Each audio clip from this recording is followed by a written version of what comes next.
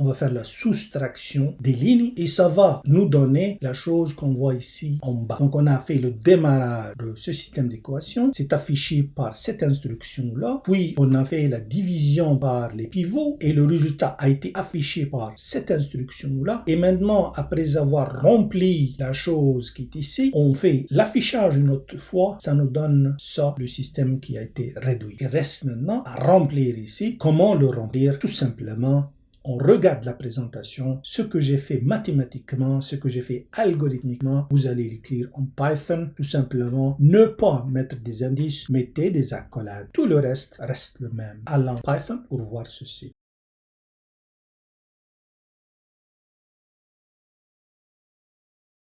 Maintenant, pour la soustraction, le professeur nous a ajouté un petit bout, c'est celui-là, pour faire les soustractions, c'est-à-dire l'équation 0 moins l'équation 1, puis l'équation 0 moins l'équation 2, puis l'équation 0 moins l'équation 3. Effectivement, on ne va pas toucher l'équation 0, on va toucher les autres équations. Ah, ça c'est important là. Donc, on ne va pas partir de 0, on va partir de 1, parce qu'on ne va pas toucher la première équation. Ok, maintenant, qu'est-ce qu'on fait avec l'élément a, i de 0, c'est-à-dire l'élément tout à fait à gauche dans chacune des équations. Bien sûr, avec la soustraction, il va disparaître. Certainement, il est 0, celui-là. On peut écrire 0 ou bien 0.0, les deux, ça marche. Maintenant, pour les constantes, pour les données blanches à droite, et donc, on prend le premier élément, c'est-à-dire l'élément au haut de l'équation 0, moins l'élément actuel, moins ça, donc P de I. On fait ça pour l'équation 1, l'équation 2, l'équation 3. Et donc, le BI, la chose blanche à droite, sera remplacé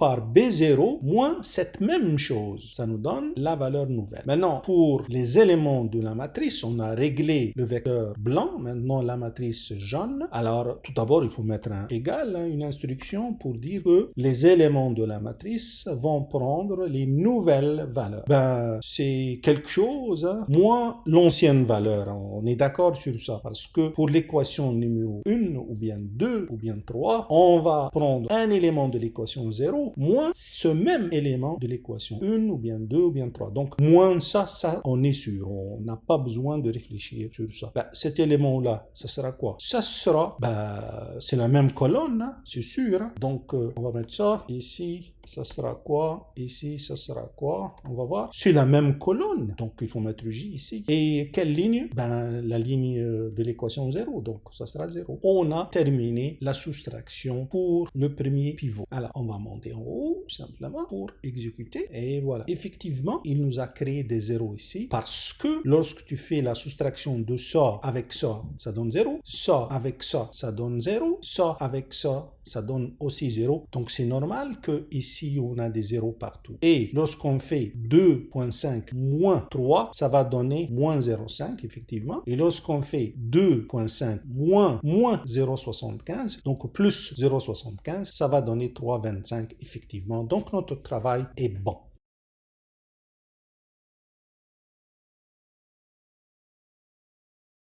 Alors, puis après, on passe au petit système, on divise par le pivot. Pour le petit système, on va créer des 1 partout. Et donc, tout simplement, vous allez augmenter le programme. Après avoir fini ici, là, okay, après avoir rempli ça, vous allez copier-coller cette partie-là en bas du programme pour faire la prochaine étape, c'est-à-dire la division par le pivot. Puis après, si vous voulez faire la soustraction, vous allez copier-coller cette partie-là avec des petits changements. On ne va pas considérer 0 parce qu'on l'a fait, on va mettre 1 à sa place après. Et ça donne l'étape qui suit, etc. Donc, le résultat de la division avec le second pivot, c'est-à-dire avec le système réduit, là, ça donne des 1 qu'on voit tout à fait à gauche. Regardons ça sur Python.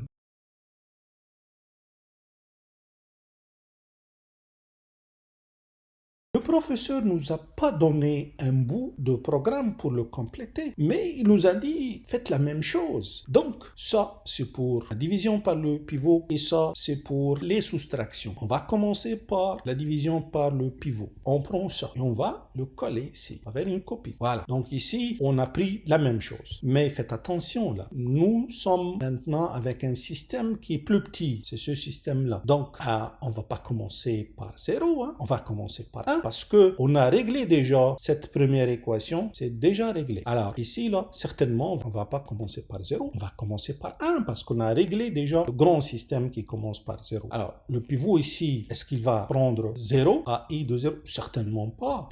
Ça va commencer par 1, certainement, parce qu'on a réglé ça. Et puis ici, ça va 1 aussi. Alors, on a terminé. Ah bon? On va exécuter et voir. Normalement, il va nous créer des 1 maintenant dans la deuxième colonne. Ça, c'est réglé de soustraction. Et effectivement, il nous a créé des 1 dans la deuxième colonne. L'équation 1, on ne touche plus parce qu'on a déjà terminé avec le grand système. Maintenant, on travaille avec le petit système qui est ici. Alors, il a vraiment créé des 1. Maintenant, lorsqu'on fait les soustractions, ça moins ça va créer des 0. Et ça moins ça va créer un autre 0.